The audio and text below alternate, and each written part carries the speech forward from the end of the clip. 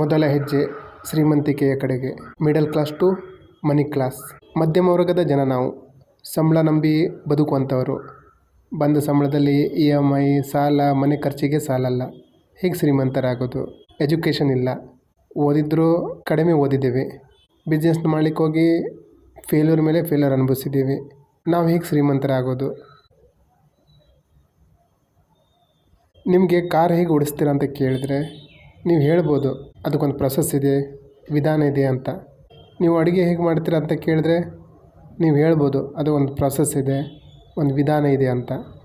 ನೀವು ಟೀ ಹೇಗೆ ಮಾಡ್ತೀರಾ ಅಂತ ಕೇಳಿದ್ರೆ ಅದಕ್ಕೂ ನೀವು ಹೇಳ್ಬೋದು ಒಂದು ಪ್ರೊಸೆಸ್ ಇದೆ, ಅದಕ್ಕೊಂದು ವಿಧಾನ ಇದೆ ಅಂತ.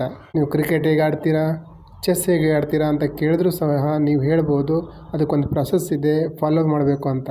ಕಂಪ್ಯೂಟರ್ನ ಹೇಗೆ ಆಪ್ರೇಟ್ ಮಾಡ್ತೀರಾ ಅಂತ ಕೇಳಿದ್ರೆ ಅದಕ್ಕೂ ಒಂದು ಪ್ರಾಸೆಸ್ ಇದೆ, ಅದನ್ನು ಫಾಲೋ ಮಾಡಬೇಕು ಅಂತ. ಈಗ ಹೇಳಿ ಶ್ರೀಮಂತರಾಗೋದು ಹೇಗೆ? ಇದಕ್ಕೂ ಅದೇ ಉತ್ತರ, ಒಂದು ಪ್ರಾಸೆಸ್ ಇದೆ, ಅದನ್ನು ಫಾಲೋ ಮಾಡಬೇಕು. ನಮಗೆಲ್ರಿಗೂ ಜೀವನ ನಡೆಸಲಿಕ್ಕೆ ಹಣ ಬೇಕೇ ಬೇಕು. ಜಗತ್ತಿನಲ್ಲಿ ಕೋಟಿಗಟ್ಟಲೆ ಹಣ ಮಾಡಿದವರಲ್ಲ, ಹಣ ಸಾಕು ಅಂತ ಹೇಳಲ್ಲ, ಹಣನೇ ಎಲ್ಲ ಅಲ್ಲ ಅಂತ ಹೇಳುವವರು, ಐ ಡೋಂಟ್ ನೀಡ್ ಮನಿ ಅಂತ ಹೇಳುವವರು, ಹಣವನ್ನು ದ್ವೇಷಿಸುವವರು ಅವರೇ ಬಡವರು, ಮಿಡಲ್ ಕ್ಲಾಸ್ ಆಗಿರೋವಂಥವ್ರು. ಈಗಲೂ ನಿಮ್ಮ ಮನಸ್ಸಿನಲ್ಲಿ ವಿಚಾರ ಬರ್ಬೋದು, ಸ್ಕ್ರೋಲ್ ಮಾಡೋಣ, ಇದು ನಮಗಲ್ಲ ಈ ವಿಡಿಯೋ ಅಂತ. ಇದರ ಅರ್ಥ ನಾನು ಇದಕ್ಕೆ ಅರ್ಹನಾಗಿಲ್ಲ ಅಂತ. ಇನ್ನು ಕೆಲವರು ಹೇಳ್ಬೋದು, ಅಲ್ಲ ಏನೋ ಹೇಳ್ತಾ ಇದ್ದಾರೆ ನೋಡೋಣ, ಕಲಿಯೋಣ ಅಂತ, ಶ್ರೀಮಂತಿಕೆ ಕಡೆಗೆ ಹೆಜ್ಜೆ ಹಾಕೋಣ ಅಂತ ನೋಡ್ಬೋದು. ಇನ್ನು ಕೆಲವರು ಇಂಥ ಸುಮಾರು ವಿಡಿಯೋ ನೋಡಿದ್ದೀವಿ ಏನೂ ಆಗಿಲ್ಲ ಅಂತ ಅನ್ಕೋಬೋದು. ಇನ್ನು ಕೆಲವರು ನೋಡೋಣ ಏನಿದೆ ಫಾಲೋ ಮಾಡೋಣ ಅಂತ ಮುಂದುವರಿಬೋದು.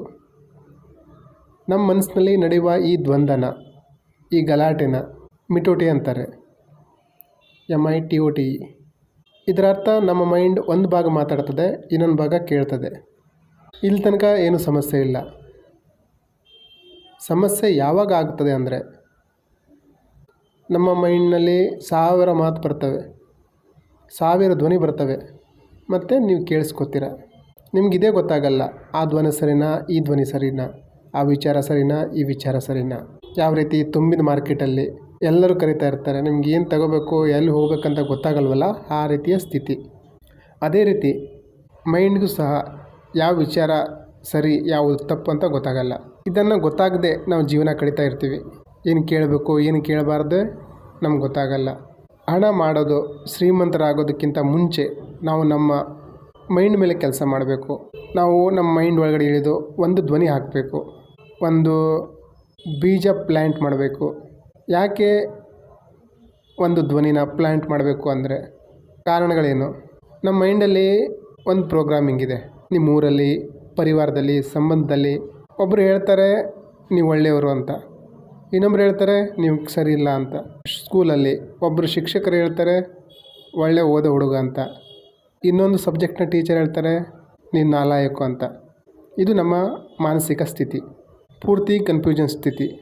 ಯಾವುದಕ್ಕೂ ಕಾನ್ಸಂಟ್ರೇಟ್ ಮಾಡಲಿಕ್ಕಾಗಲ್ಲ. ಅದೇ ರೀತಿ ಈಗ ಸಹ ವಿಚಾರ ಓಡ್ತವೆ, ಕನ್ಫ್ಯೂಸಲ್ಲಿದ್ದೀರಾ, ಯಾವ ಧ್ವನಿ ಕೇಳಿಸ್ಕೋಬೇಕು, ಫಾಲೋ ಮಾಡಬೇಕು ಗೊತ್ತಾಗ್ತಾ ಇಲ್ಲ. ಇವತ್ತು ಒಂದು ನಿರ್ಧಾರ ಮಾಡಿ, ಶ್ರೀಮಂತರಾಗುವ ದಾರಿ ಇದೆ, ಒಂದು ಪ್ರೊಸೆಸ್ ಇದೆ, ಅದನ್ನು ಫಾಲೋ ಮಾಡ್ತೀನಿ ಅಂತ. ನಮ್ಮ ಹಳೆ ನಂಬಿಕೆ, ಹಳೆ ಆ್ಯಕ್ಷನ್, ಹಳೆ ವಿಧಾನ ಬಿಟ್ಟು ಹೊಸ ನಂಬಿಕೆ, ಹೊಸ ವಿಧಾನ, ಹೊಸ ಆ್ಯಕ್ಷನ್ ತಗೋತೀನಿ. ಈ ಮೂಲಕ ನನ್ನ ಗುರಿ ತಲುಪ್ತೀನಿ, ಶ್ರೀಮಂತ ಆಗೇ ಆಗ್ತೀನಿ ಅಂತ.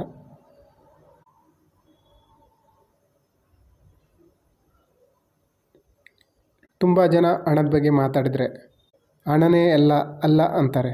ಇಂಥವರಿಗೆ ಹಣದ ಅವಶ್ಯಕತೆ ತುಂಬ ಇರುತ್ತೆ. ಅವರ ನಂಬಿಕೆ ಏನು ಅಂದರೆ ಅವರಿಗೆ ಇಂಪಾರ್ಟೆಂಟ್ ಅಲ್ಲ ಅಂತ.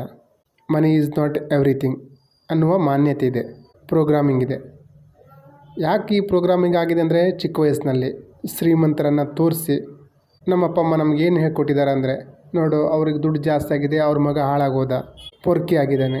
ಚಿಕ್ಕ ವಯಸ್ಸಲ್ಲಿ ನೋಡಿದಂಥ ಸಿನಿಮಾಗಳಲ್ಲಿ ಶ್ರೀಮಂತರು ಕೆಟ್ಟವರು, ಅಹಂಕಾರಿಗಳು, ಕ್ರೂರಿಗಳಂತ ತೋರಿಸ್ತಾಯಿದ್ರು. ಬಡವರು ನಮ್ಮ ಹೀರೋ ಒಳ್ಳೆಯವನು, ಪ್ರಾಮಾಣಿಕ. ಆ ರೀತಿಯ ಪ್ರೋಗ್ರಾಮಿಂಗ್ ನಮ್ಮ ಮೈಂಡಲ್ಲಿ ಆಗಿದೆ. ಅದು ತುಂಬ ಆಳವಾಗಿ ಬೇರೂರಿ ಬಿಟ್ಟಿದೆ. ಇದು ಮೊದಲನೇದು. ಎರಡನೇದು, ನಾವು ತುಂಬ ಸಲ ಹಣ ಮಾಡಲಿಕ್ಕೆ ಹೋಗಿ ಫೇಲ್ ಆಗಿದ್ದೇವೆ. ಹಾಗಾಗಿ ಹೊಸ ಪ್ರಯತ್ನಕ್ಕೆ ಕೈ ಹಾಕಲ್ಲ. ಫೇಲ್ ಆಗಿಬಿಟ್ರೆ ಮುಖ ಹೇಗೆ ತೋರಿಸೋದು ಮತ್ತೆ ಅಂತ. ಮೂರನೇದು ಹಣ ಅಂತ ಹೋದರೆ ಜವಾಬ್ದಾರಿ. ಜಾಸ್ತಿ ಹಣ ಬಂದರೆ ಜಾಸ್ತಿ ಜವಾಬ್ದಾರಿ, ಸಕ್ಸಸ್ ಬಂದ್ರೂ ಜವಾಬ್ದಾರಿ. ಆ ಜವಾಬ್ದಾರಿನ ಮೈಂಡ್ ಈಗಲೇ ನೋಡಿ. ನಮ್ಮ ಮೈಂಡ್ ನಮ್ಗೆ ಹೇಳ್ತಾ ಇದೆ ಬೇಡ ಬಿಡು, ಅಷ್ಟು ಹಣ ತಗೊಂಡು ಏನು ಮಾಡೋದು. ನೆನಪಿನಲ್ಲಿ ಇಟ್ಕೊಳ್ಳಿ, ನಮಗೆ ಫೇಲ್ಯೂರ್ ಭಯ ಇಲ್ಲ, ನಮಗೆ ಸಕ್ಸಸ್ನ ಭಯ ಇದೆ. ಯಶಸ್ಸು ಆಗಿಬಿಟ್ರೆ, ನಿಮ್ಮ ಹತ್ರ 100 ಕೋಟಿ ಬಂದರೆ ಏನು ಫೀಲ್ ಆಗ್ತದೆ ನಿಮಗೆ ಹೇಳಿ ನೋಡೋಣ. ಬೇಡ 1 ಕೋಟಿ ಸಾಕು ಅಂತೀರ. 100 ಕೋಟಿನ ಹೇಗೆ ಸಂಭಾಳಿಸೋದು? ನೀವು ನಿಮ್ಮನ್ನು ಸಂಪತ್ತಿಗೆ ಸಮೃದ್ಧಿಗೆ ತಯಾರು ಮಾಡ್ಕೊಂಡಿಲ್ಲ. ಯಾಕೆಂದರೆ ನೀವು ಸಕ್ಸಸ್ಗೆ ಹೆದರ್ತೀರ.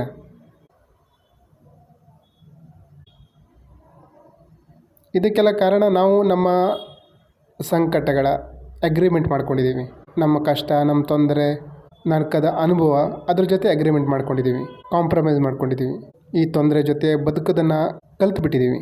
ಈ ರೀತಿಯ ಪ್ಯಾಟರ್ನ ರೂಢಿಸ್ಕೊಂಡಿದ್ದೀವಿ. ಅದಕ್ಕೆ ನಾವು ಹೇಳೋದು ಹಣನೇ ಎಲ್ಲ ಅಲ್ಲ ಅಂತ, ಐ ಡೋಂಟ್ ನೀಡ್ ಮನಿ ಅಂತ.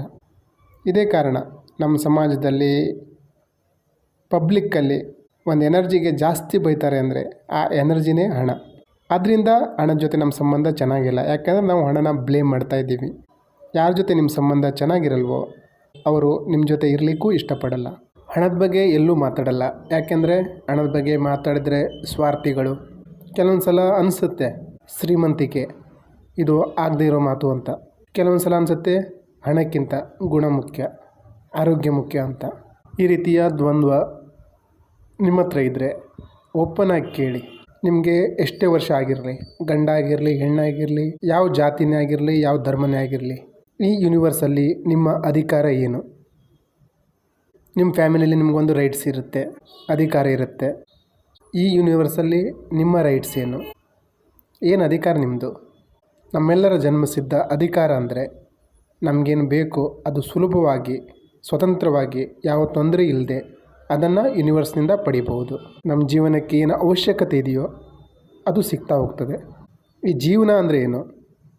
What is life? ಜೀವನದ 3 ಸ್ತಂಭ: body, physical life, mind, mental life, soul, spiritual life.